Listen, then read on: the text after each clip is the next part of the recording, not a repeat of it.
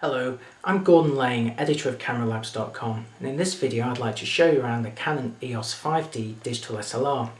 Here it is, the 5D, and of course it's not a new camera by any means. It came out towards the end of 2005, but it's fair to say there's a great deal of existing Canon digital SLR owners who are seriously considering upgrading to this product, simply because the successors to the products they already own, while good, just don't really offer sufficient differences to justify laying out on a brand new camera.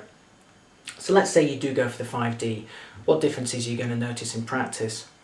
Well, if you're upgrading from the 350D or Rebel XT line of cameras, the first thing you'll notice is the 5D is a significantly bigger and heavier camera, but it's also much more solid. The build quality is far superior and it's more comfortable to hold and use. Although it's important to note in these respects it's really no different from the 20D. One of the other benefits is a bigger 2.5-inch screen on the back. Now these may be normal for the current crop of digital SLRs, but it's quite a significant difference over the 1.8-inch screens of those older cameras. You'll also notice I'm using a wheel to navigate through the menus here. This will be familiar to any owner of the 20D, but it's very different to the way the 350D works, and we think it's much quicker, faster in use. But of course you don't upgrade to the 5D just for a wheel on the back and slightly better build quality.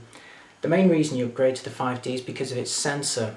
Now it's a very special sensor in the 5D, partly because it's very high resolution. This camera has got 12.8 megapixels, and in practice that records a significantly higher level of detail than the 8 megapixel sensors of the 350D or 20D. But it goes further than that. If you're used to using a traditional digital SLR, you'll know that to get the effective focal length of a lens, you have to multiply it by either 1.5 times, or if you're a Canon owner, 1.6 times. That's because the size of the sensor in these cameras is physically smaller than that of 35mm film. The Canon 5D, however, is very different. It has what's known as a full frame sensor in it that's exactly the same size as a frame of 35mm film. This means there's no need to multiply the lens focal lengths to get their effective field of view.